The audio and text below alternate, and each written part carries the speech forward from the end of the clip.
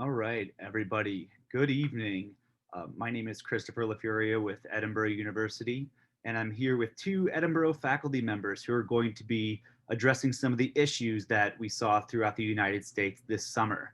We have here today Dr. Rhonda Matthews. She's an associate professor of politics at Edinboro who specializes in women's issues, gender and race issues, and stratification. She's also one of our experts on pop culture, especially its intersection with race. Julie Berry is an assistant professor in social work. A lot of her work deals with racial trauma and women's issues. So we brought together two faculty members and experts on these topics from different areas of campus, different academic concentrations, who are both going to talk about similar topics. And we are going to be talking about what has happened this summer, whether it's racial issues, COVID-19. There's so many things that happened this summer. We're going to try and fit it all in this hour. And we wanted to welcome everybody who's joining us on our YouTube channel and everybody from our Tartan Talks podcast. Thank you for joining us today. So just a little bit of background. We're going to be talking about specifically the last 3 months where we saw thousands of protests, some peaceful, some have devolved into violence that has swept the United States regarding the deaths of George Floyd and the recent shooting involving Jacob Blake, who we're still waiting to hear on his status right now. We're also going to be talking about how COVID-19 has impacted race relations and how it has affected minority groups a lot more. Just from the CDC website, it says that longstanding systemic health and social inequities have increased the risk of minority groups for getting COVID-19 and dying from the virus. Also, if you look at a Pew Research study from 2019, it says the majority of Americans, about 7 out of 10, say that race relations are getting worse in the United States, with about 58% saying that race relations in the United States are generally bad. So without further ado, I want to welcome Dr. Matthews and Professor Berry here to Tartan Talks, to Edinboro University's dialogue on diversity. I'm going to hide in the shadows for a little bit. I don't want to take away from any of the conversation. These two experts, you're going to learn a lot in this hour, and we're going to try and keep the topic to what they brought today. If you do have comments or follow-up questions about something that we've talked today, you can send them to the YouTube comments, or you can send them to us. You can send them to communications@edinboro.edu, and we will try and get you answers as much as possible. So here we are. Thank you for joining us today. I give you Dr. Rhonda Matthews and Professor Julie Berry. Thank you, Chris. Thank you. And thank you to Dr. Terrence Mitchell, who asked us to be a part of this discussion tonight.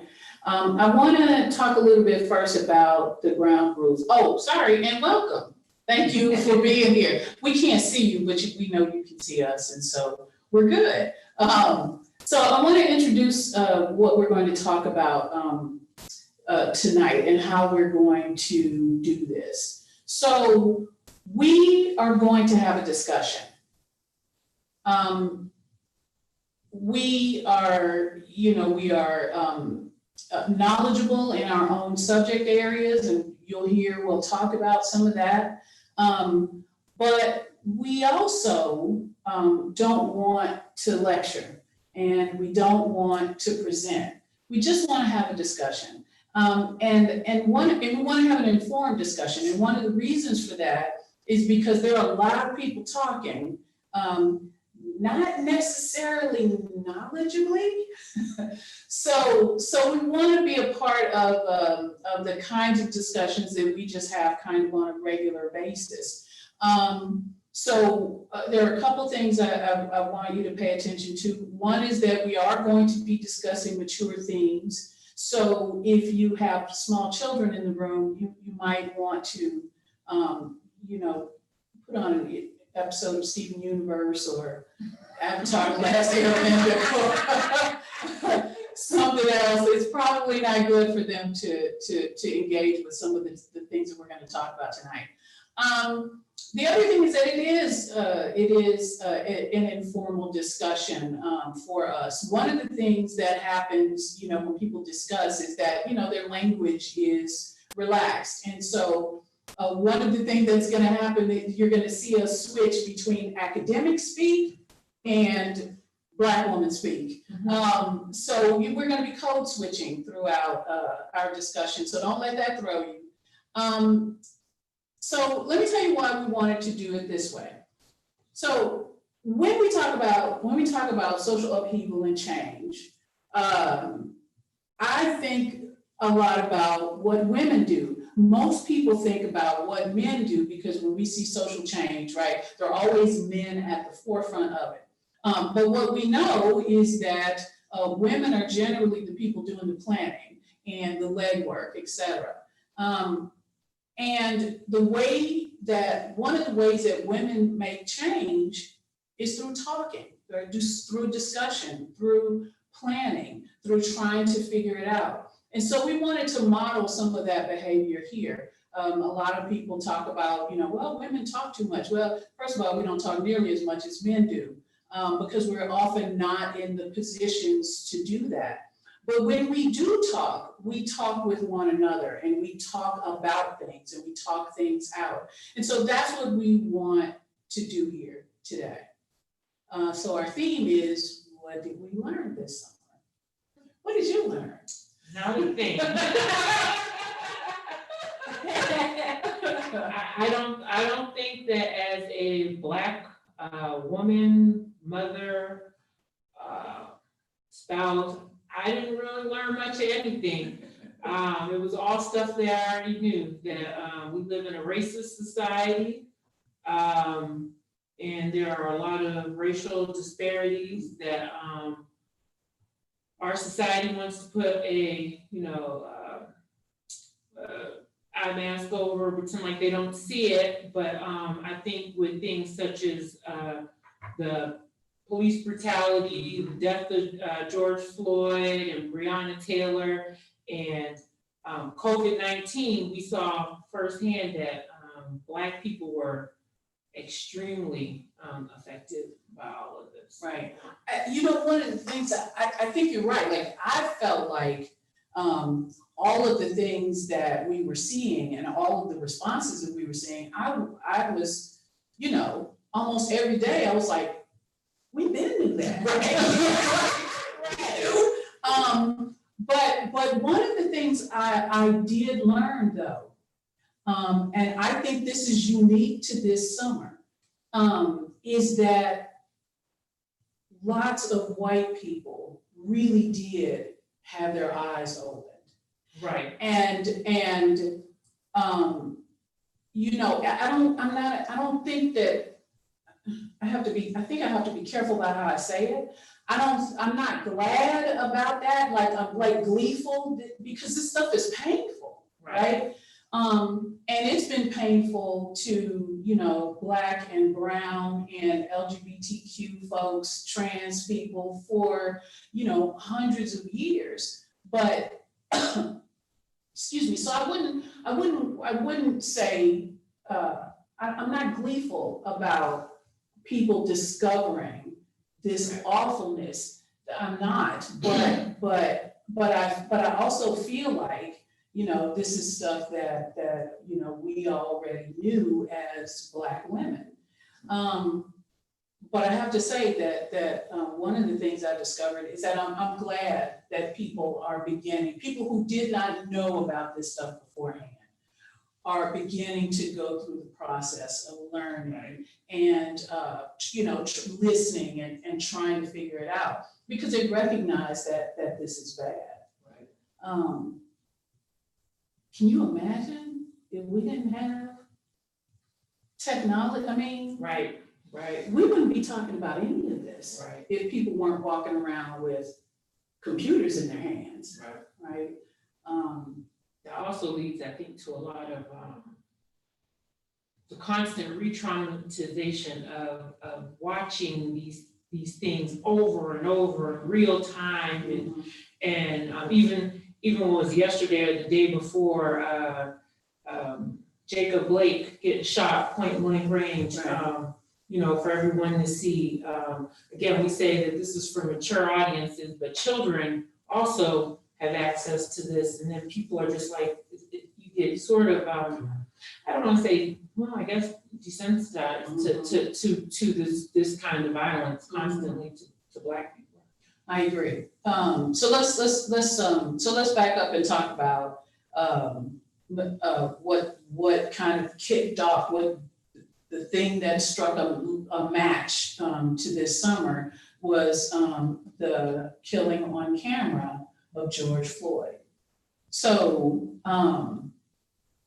I avoided that. I knew, you know, I had heard, I have narrowed my intake of visual media, Right. so that I can, as much as possible, guard myself against seeing those kinds of images over and over and over again. So I read about it before I ever saw the video. And then, you know, I was, you know, just like you are on social media, you know, you're almost always accidentally introduced to some video that you didn't mean to see because somebody put it on their feed and you're scrolling past it, oh, there it is. So I saw, you know, a few, I saw maybe about 30 seconds, maybe 45 seconds of it before I just could not watch the entire thing. So I agree with you. I think that what happened with George Floyd, what happened to George Floyd was just the tipping point for a lot of people because we've been watching these videos in real life in our neighborhoods every day Right. forever. Right, and so, but the difference is that other people saw it too, right? Other people saw it, and the casual violence with which he snuffed out that man's life. I mean, it's just, how can anybody be that cruel? Right. How can, you know, and so, you know, I remember you talking about, you know, people just keep continually watching it. And like, some people are continually watching it because they just can't believe it. Right. How can anybody behave in this way? Right. And I think, and I remember I was talking to someone who was white, and they were trying to make sense of it. They wanted me to make sense of it for them, and you know, and I felt like this summer it put Black people in a position of trying to teach white people how to treat us. Like they wanted some kind of guidebook on, you know, well, okay, now that this happened, how should I proceed? What can I do to help? Right. And you know, this person said to me, well, you know, I just want to know your lived experiences. And I said, well, you need to go on any type of social media, turn on the news, 8 minutes and 46 seconds of video, you can watch the police snuff out a Black man. That could be my father, my brother, my son, you know, anybody. And I think for most Black people, as they watch that, that's what they thought, like, or even that could be me. Right. You know, that could be me. I could be going to the grocery store and get, you know. Right, everyday Monday pages. So when I think about it, what I think about is the fact that this is a standard practice in our culture that a whole lot of people never witnessed or experienced for themselves, right? So this is a cultural feature. This is a widespread social interaction. Like, I think what happened with George Floyd for people was that they recognized these are not isolated incidents, right? People who didn't experience it every day, right? Who didn't fear for their brothers or their friends, you know, going to the convenience store to get, you know, Skittles and tea, right? So I think that, so when I think about it, among other things, the pattern I think about the most is that this was a widespread cultural practice that a whole lot of people didn't know about, but now understand it to be a widespread cultural practice, right? I mean, it's like, you know, people kind of get upset when you use the word lynching, when you talk about it, but there is really no difference in the images that we saw, in the, 20s, 30s, 40s, 50s. And that the only difference is that there's not even a difference in terms of the fact that it was documented, right? There's lots of pictures, people standing around, a man's body and smiling and bringing picnic lunches, right? So we don't have that component of it anymore, like the happy people, let's make it a celebration. But it's the same behavior, right? What's happening is they're lynchings. The difference is that now more people understand it for what it is. And I think that is one of the things that triggered this summer, right? That set it off. And so people were like, oh, hell no, right? We cannot. If we claim to be decent people, we can't continue to let this happen. I didn't know about it yesterday, but I know about it today. And that actually, I think, is that's a positive thing. And it's actually also the first step in widespread social change, right? The dissemination of knowledge. People know.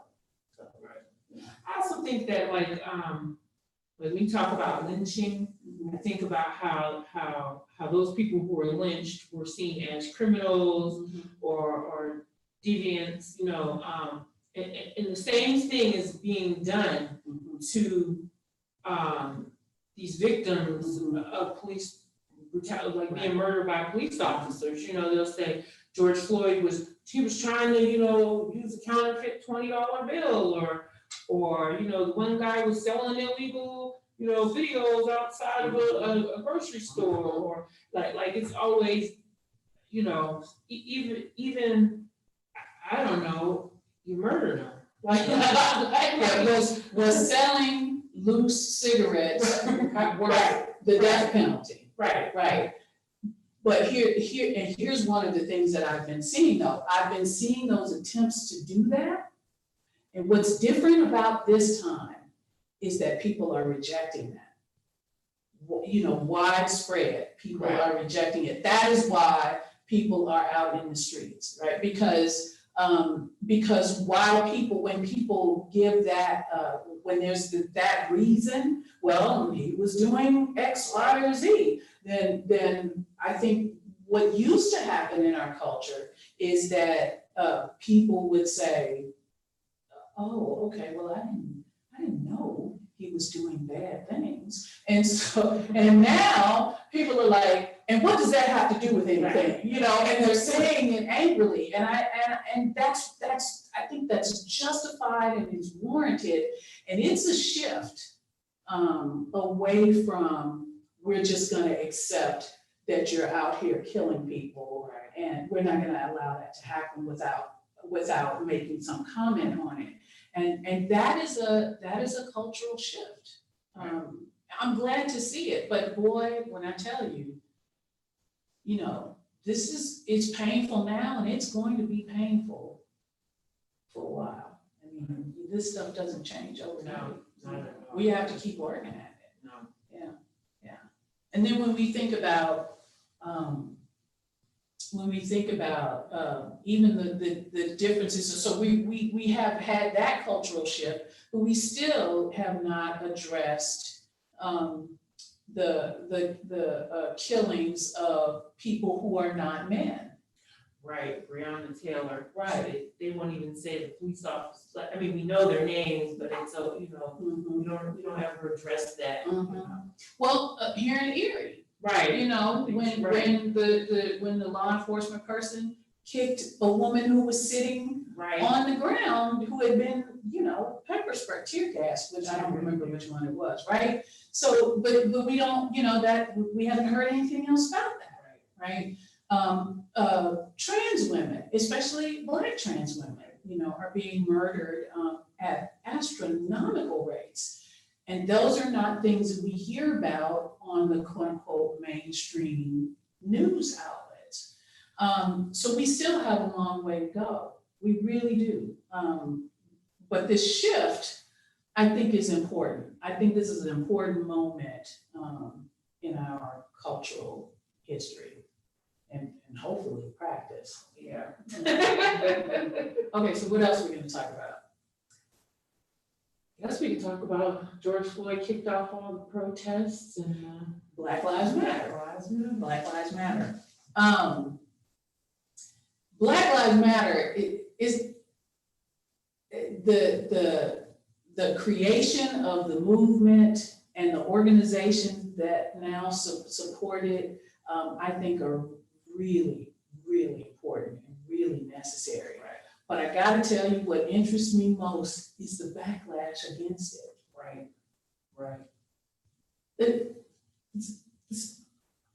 We were riding down the street the other day and we saw an All Lives Matter sign in someone's, Right. well, they had an All Lives Matter and a Blue Lives Matter in their yard.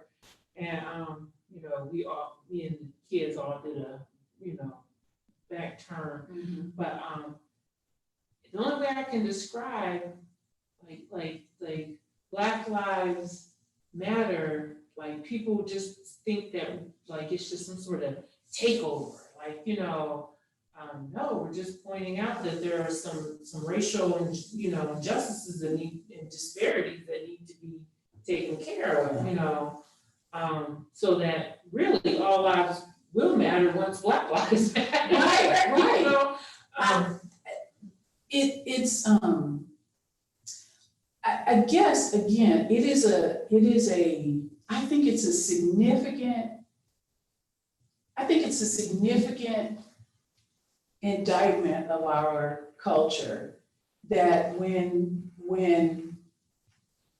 people are pointing out that there are ingrained injustices against, you know, through our power structure, against one or more groups of people, you know, in these, the fact that people take it as some sort of slight, or like you said, as a threat or a challenge is just astounding to me. I mean, on the one hand, it's astounding. On the other hand, you know, when you study history or when you study, you know, sociological interaction, I mean, in this nation especially, it kind of makes sense. But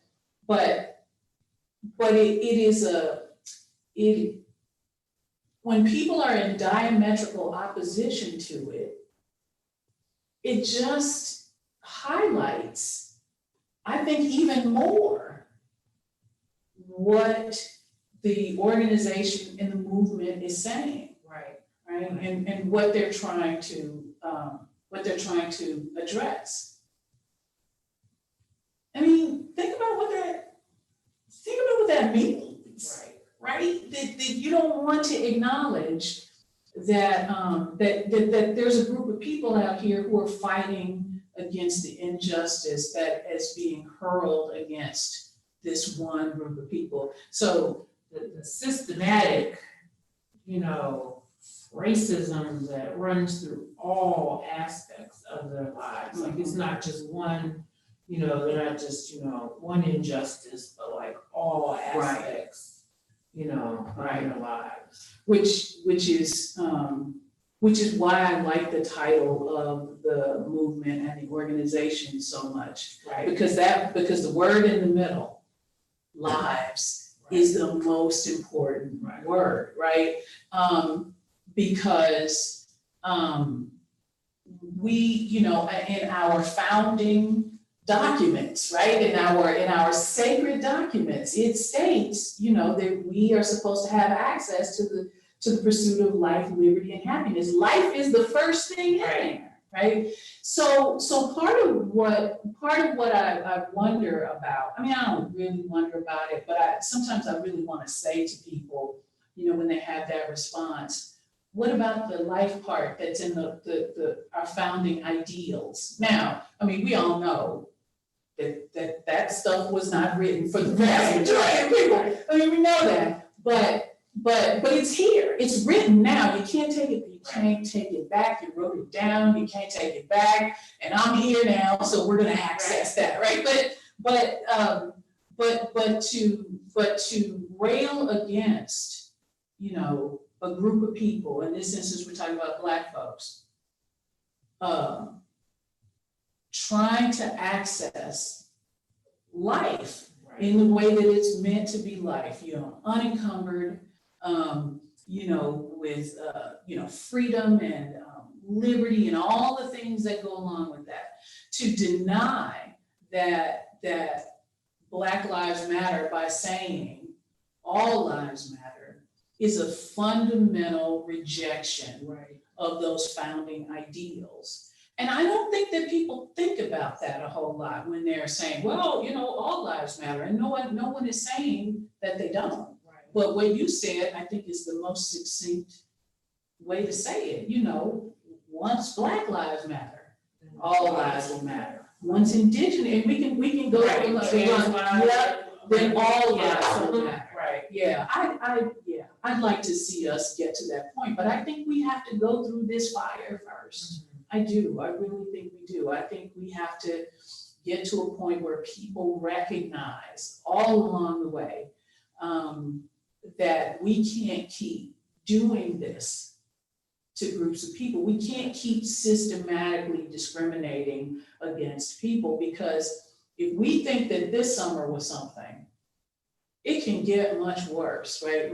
When people feel like there's no hope, or they have nowhere to turn in the institutions that are supposed to support them, then they take matters into their own hands. And we have a system that should allow for us to participate. Right.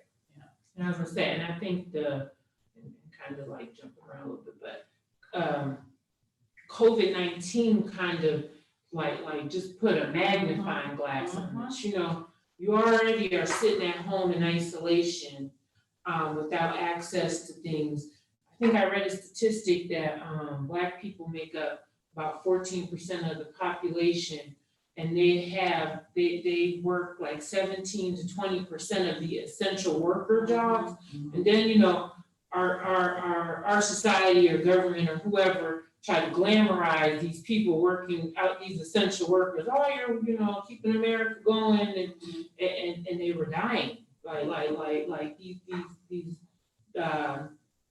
these grocery store workers. Yeah, they were dying, and Walmart. They were bringing COVID-19 home, and families were dying, and they don't have access. These same workers who work at the grocery store don't have healthcare access, So again, it just shows like the breakdown in our system of all the things, the education system, the kids at home being homeschooled, kids, Black and brown kids that lived in poor neighborhoods, were not getting the same education that the kids in suburbs are getting. Even access to Wi-Fi, right. All of those electronic tools that the rest of us take for granted. Yes. Yeah. Oh shoot, I forgot what I was gonna say. You said something and I forgot, and I had a really good point too, and it just went away. Yeah. Oh, no, I remember. At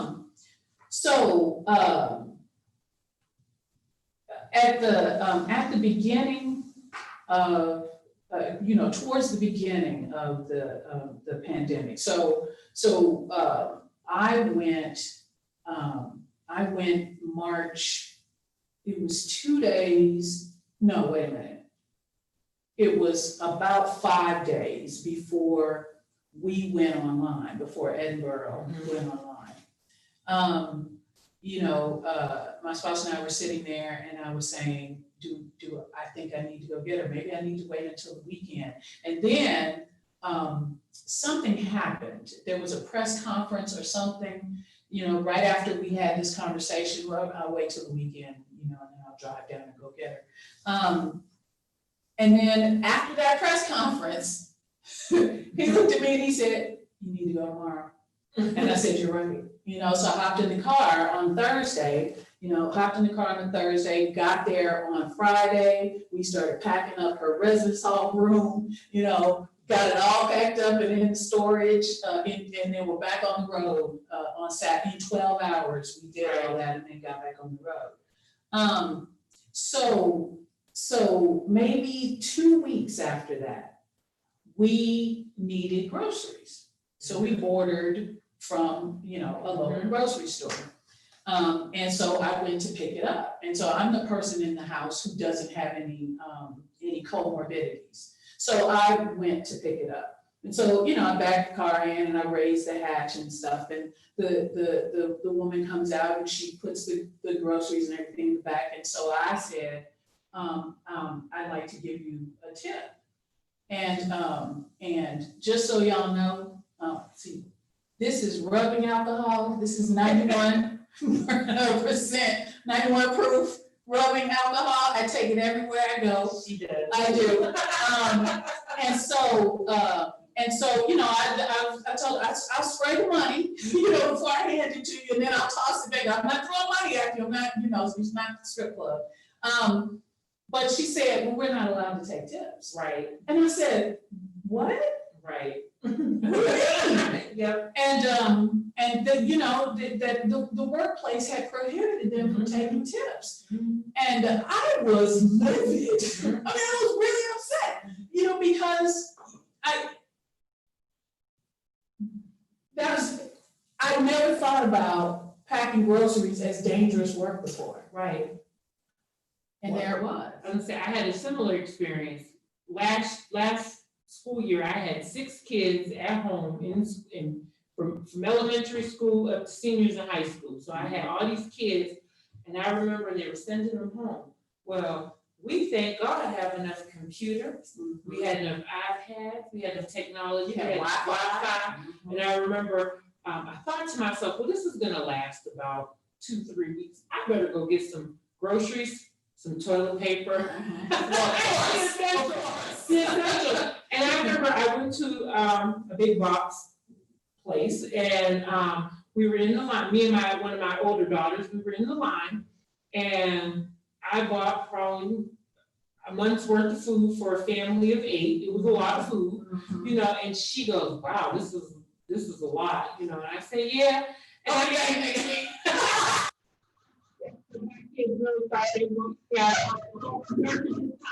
but yeah, I said, yeah, we were getting, and as we were talking, she was telling me how she didn't know, she wasn't allowed any time off. She had a 6 or 7-year-old at home. They didn't have a computer. The school district wasn't giving them a computer. That they had been doing work on her phone. Oh, I said, I mean, like, and I was like, you wanna, I'm not allowed to take a tip. And I was in the store shopping, I just thought, here this woman is risking her, and she said, I can't afford to leave my job, and I said, I just could not believe that she was being forced to work and try to figure out childcare, the childcare centers were closed. Right. I mean, it just really showed the disparity of how this really affected, people. Well, and then also the cultural component of this too. So,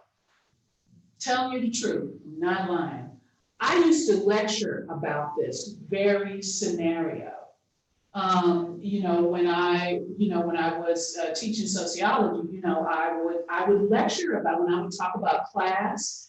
Socioeconomic class, and when I would talk about social determinants, those social characteristics that determine, all kinds of outcomes in your life. And so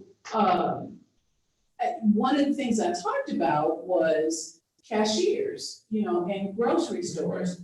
And because inevitably, someone in class would, make a statement about, well, you should, if you want a better job, you should just, go to do what I did, go to school, pull yourself up by your bootstrap, those kinds of arguments. And so I would inevitably give this example or ask this question. Do you really want the person who is checking you out,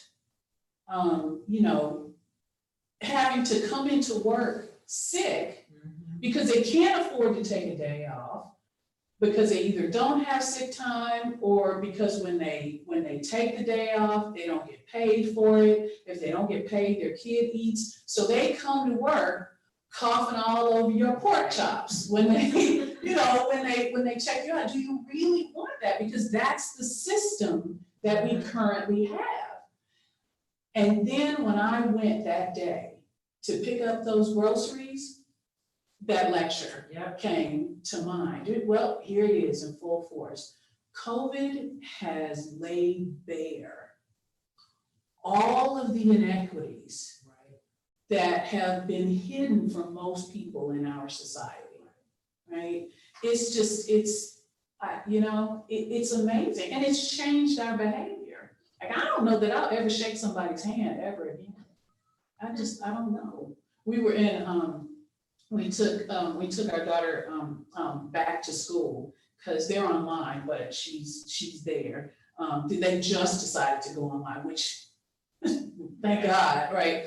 But again, if we needed something that we didn't have, I was the person to go out and get it. So I went to Home Depot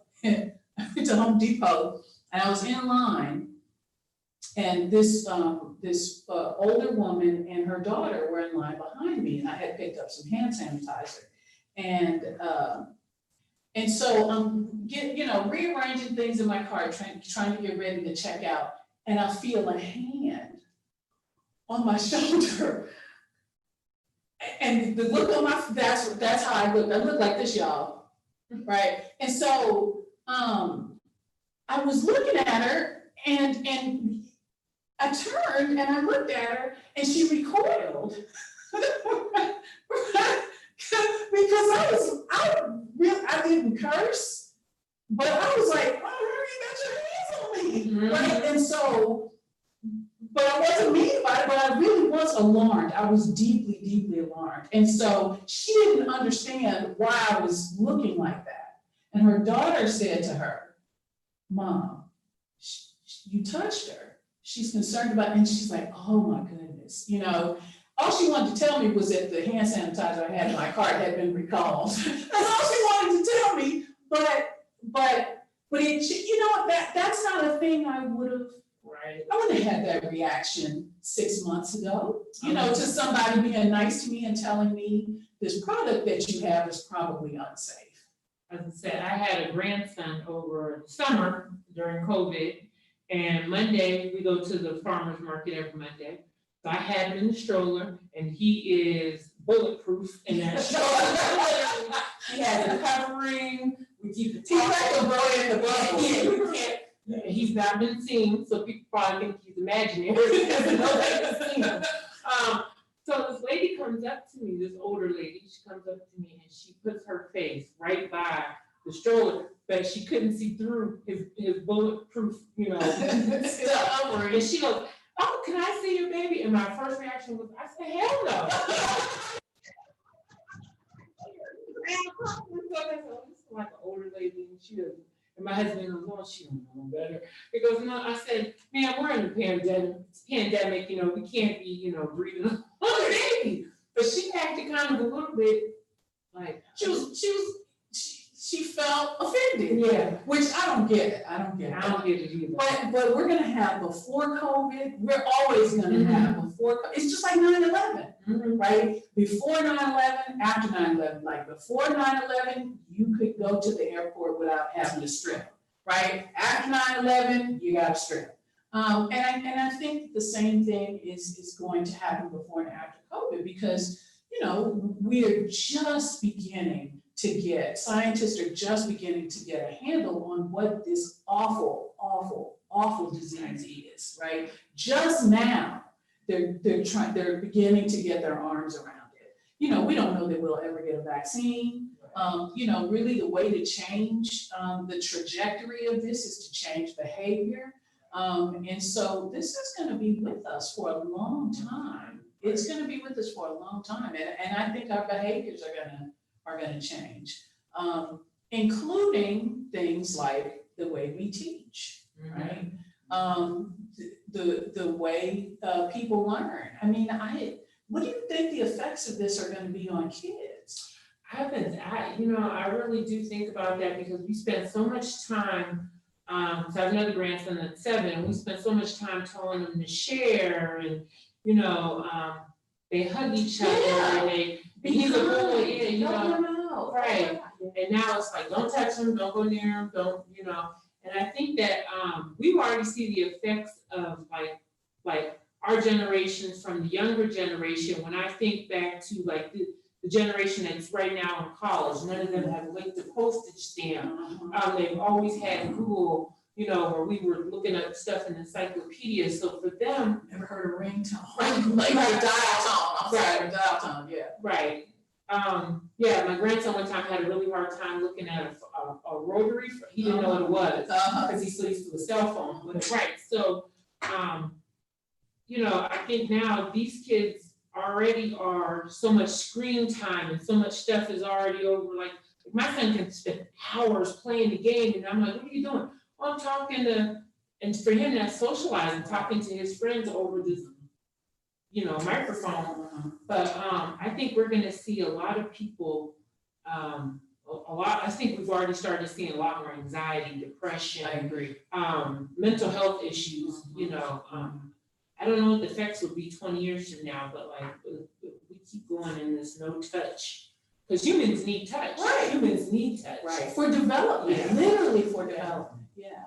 I just, and so I think about the kids a lot, but I also think about, you know, that, you know, adults are out here trying to deal with the stress of this. And, you know, most of us don't have good coping strategies either. Right. You know, one of the things I continually think about is, you know, that people are locked in with their family members. Now,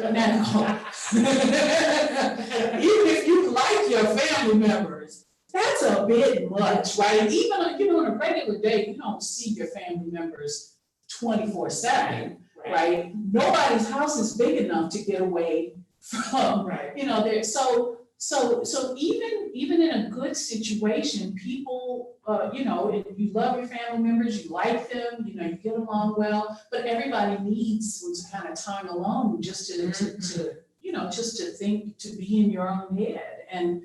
But I thought a lot about people who were in bad and or abusive relationships. What do you do? And then you know, think about what it meant to be in that kind of relationship, but then to have all those other social factors that we talked about that COVID has laid bare on top of that. So you're in an abusive relationship, you're poor, you're isolated from your family. Maybe you don't have a job. If you do have a job, what if it doesn't pay that much money? You know, you don't want to leave your home because you don't want to go to your mom's house and potentially give her COVID. Or, you know, I mean, the list of factors in this, you know, makes what is already an awful situation that much worse. And we know that the rates of interpersonal violence went up during it, or have gone up. And child abuse. And child abuse have gone up, you know, during this time. And we're gonna have to deal with the effects of that for decades to come. Right? Yeah.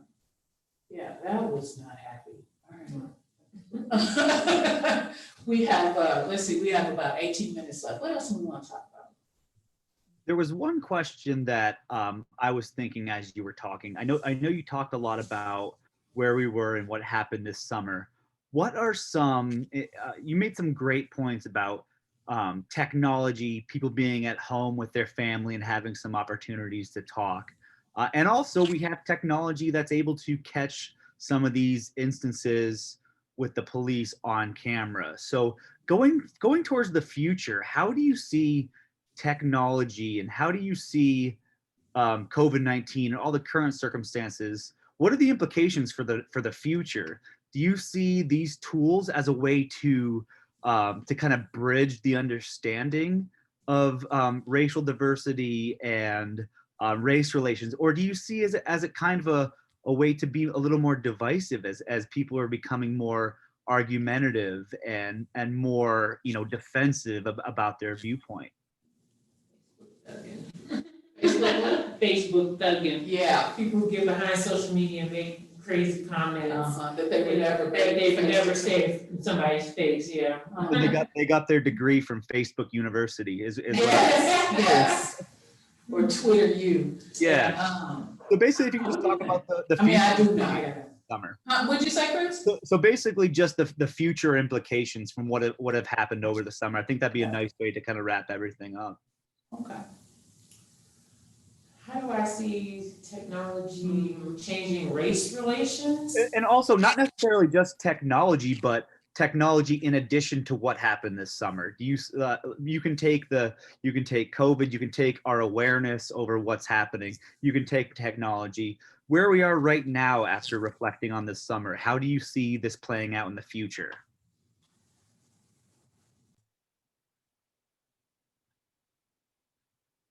You know how much I love technology. You do. I absolutely think that technology can be, I think it can be a vehicle, an effective vehicle for social change. I'm hedging that. I shouldn't hedge it. I think it's an effective vehicle for social change. I just do. Because there's even a theory of kind of the evolution of societies that is predicated on technology, that with every new major development in technology, societies change, right? They evolve into a quote unquote higher state of a society. So I actually think that technology can be used for good. And in this instance, I really think that technology has been a positive force after this summer. So one of the things that happened early on is that people just started doing webinars and talks. I learned so much stuff. All the free information that was given out during those times. I felt closer to people like I don't want to say like celebrities or like political figures, like people, like you were in people's living rooms with them while they were, talking to us, and like you said, there was just so much information out there that if you didn't grab some of it, right. Now, though, here's the thing, is that we had access to that. Correct. Right? So when we talk about our experiences, we are not talking about the vast majority of people in this country. We're talking about our middle class existence, right? There are students that we teach who don't have computers or Wi-Fi in their homes, right? And that is a much more widespread fact of social life in the United States than most of us who sit in solidly middle class existence don't ever see. We don't ever see that.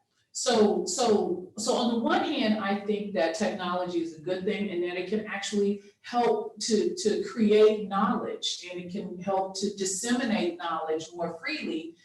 In order for it to disseminate knowledge freely, it has to be available to everybody, and it's not now. And so that's my only kind of hesitation about it, is that if people can't get access to it, then how much can it really change things? So I think that we are definitely moving to a society where businesses found out that it was more productive and cost efficient to have all the workers at home. Schools, while they are having some issues, are finding that that virtual learning isn't so bad. You know what I mean? You can do a lot with technology. So I think that, like you said, there's good and bad with the technology side. It's always a double-edged sword. But I think people, as technology progresses, we become a more and more isolated society, where we are not getting out more. We are not, we'll just Zoom call grandma instead of going over our house on Sunday. save on gas, I won't have to get in my car. Right, You know, so, Yeah, you're right. I think it's a double-edged sword. yeah, definitely. But one of the things, but this summer, I've seen it really used positively. Yes. I have. I think it's an effective tool, in the fight for social change. Yeah. So, what are some of the things that you would tell people about, how they can kind of take care of themselves through this process? What kinds of things can people do? I mean, I'm probably gonna say like some cliche things, but again, exercise. I tried to take up yoga during COVID. Yeah, you laugh at me. So I spent a lot of the time in the fetal position. Just chanting to myself. But I think it's really important to know your limits. Social media can be really great because we've seen some really great things like D-Nice's quarantine club, including Michelle Obama's gym and today, or the verse. And Jill Scott. Yes, I mean, so like you can see where social media has brought bright spots in this whole thing, but at the same time, like again, you need to limit your social media so you're not watching these same videos over and over and over and over again. I think we all got into a slump of eating bad, we started eating bad. Let me tell you something. Whoever made those Oreo thin lattes, they're from the devil. That stuff is delicious.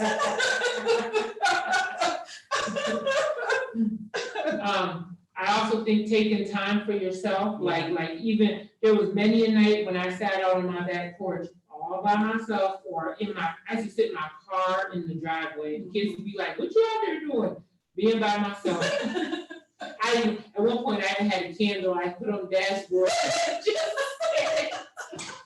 Just sit. I just need a moment, guys, just to be by myself. Seriously, but yeah, I just think that really all the same things that we all, good diet, exercise. I know a lot of people. We got a home gym. We started doing the home gym thing. So because my son likes to work out, so he can work out. Just walking around the block, things like that. But yeah, I think limiting your social media and screen time was super important this summer. One of the things I did was I started trying to help. I started volunteering, even if it was just online. Mm-hmm. Well, it was just online, but I started volunteering with organizations that I thought were worth my time to volunteer for. I gave money to causes. I did too, yes. And so, in a time when you're locked in, especially if you're a person like who likes to be out and who likes to go and physically go and do things, it was really important to me to feel like I was actually doing something. And so I shifted the way I thought about contributing to other things. If people ask me to speak to their group on a particular subject, I do it. Or so that really helped me. It made me feel like I still had a sense of purpose. It gave me a sense of purpose. And then one of the other things that I do, I continue to do is I just kind of get into the things I really like. Mm-hmm. And I don't really care whether, what that looks like to other people, but I never have. COVID made the change in that. But I used to be able to read. I used to be able to sit down with a book, read a novel, and just kind of go. And I can't do that anymore. Right. I can't do it. But so what I did instead was I went to LeVar Burton's podcast, LeVar Burton Reads. Short stories, somewhere between 30 and 45 minutes, and then he talks a little bit about it afterwards. Just brings me, it de-stresses, just kind of brings me all the way. And I was gonna say, I started doing Audible in the beginning of the pandemic, Like sometimes I just put it on and like clean and like whatever, or walk around. And I've never been I thought my mother listens to books, so I always thought of it as an old people thing. Like old people already listen to books on tape, but like, yeah, I really started enjoying myself reading, like listening to people read, like Michelle Obama. Yeah. I mean, you know, in her voice, and like, oh, okay. Yeah, I also want to recommend, if I could make one recommendation, if you could download the app called Libby, it's Libby. You can actually connect to your library and download audiobooks from the library for free. Oh. So, yeah, I've downloaded everything from President Obama's memoir to listening to a book now called Beartown. There's new releases, memoirs, kids books, all connected to your library card. Right. So, Yeah, because the Erie Public Library, you can access the Erie Public Library, I think through Libby. Yep.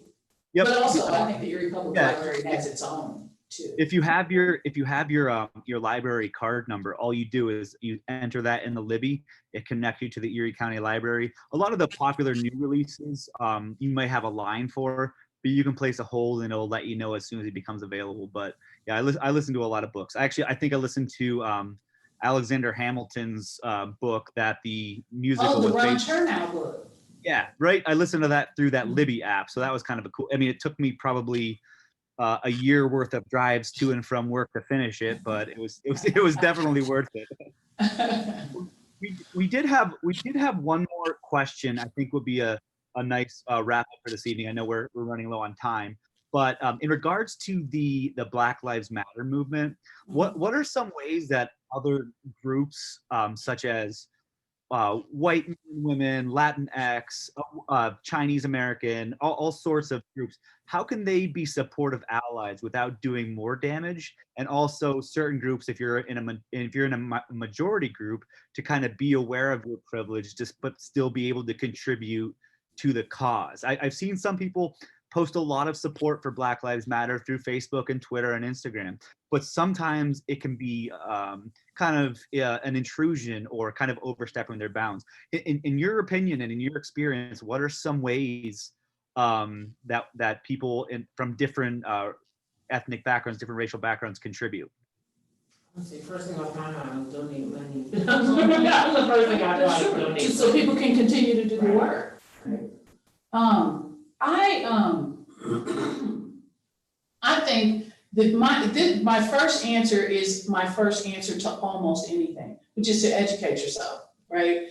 We just got through talking about ways you can access information, and there are a lot of good, really good people out here who have been doing this work for years. There are lots of really good anti-racist educators out there. Tim Wise is one that comes to mind. Robin DiAngelo is one that comes to mind. Robin DiAngelo's book is called White Fragility, and I think you guys are probably have heard about that. But you know, not expecting people to educate you on stuff that you can easily find out for yourself. You know, being aware that what we are all talking about now is trauma. It's trauma experienced and it's trauma induced. The witnessing of it is trauma inducing. Let me also say this. I think that when we talk about trauma, we often talk about, you know, the trauma that we experience as Black people or as Latinx people or Indigenous people or LGBTQ. We talk about trauma. And especially now, we're talking about it more, I think, than we ever have. But one of the things that I recognize is that in this moment, especially during this summer, large numbers of white people actually were traumatized too, right?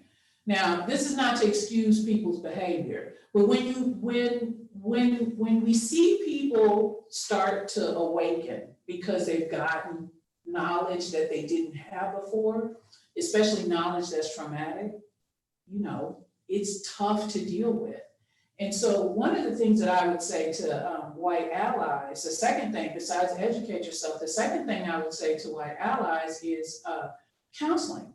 And I'm not even joking about that, because this work is hard.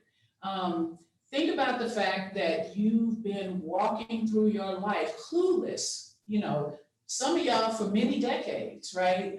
You've been walking through your life clueless about these things that have happened.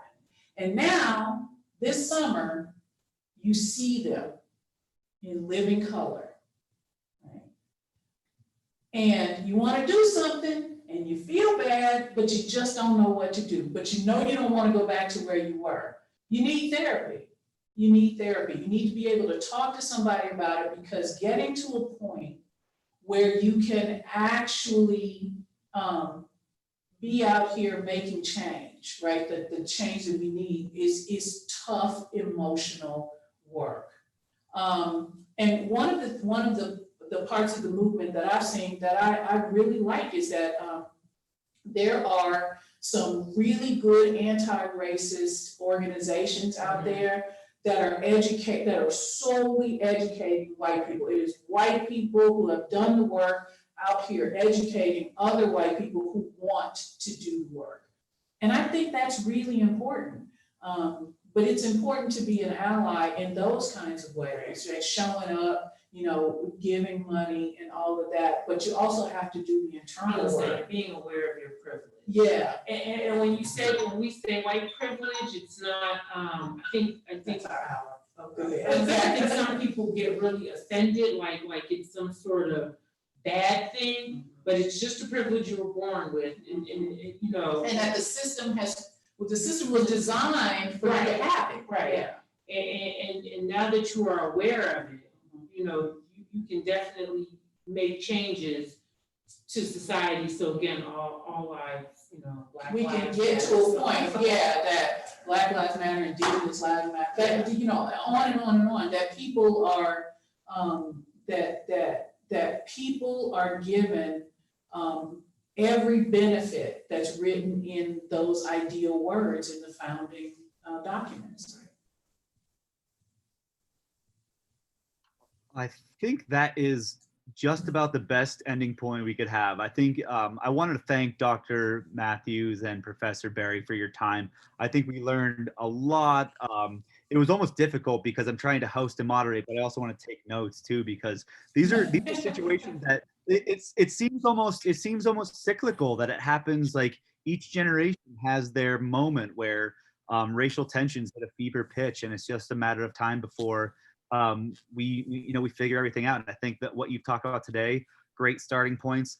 Also, what I'd like to do to follow up is I will work with Dr. Terrence Mitchell and the both of you to come up with a resource list that we could put together for people that have a so we can talk about since you're we could talk about movies, documentaries, reading material as kind of a follow-up to this, so that not only can we provide these viewpoints today, but we can provide further research and further studies as well. So on behalf of Edinboro University, thank you everybody for joining us, and thank you Dr. Matthews and Professor Berry for joining us today. Thank you. Thank you.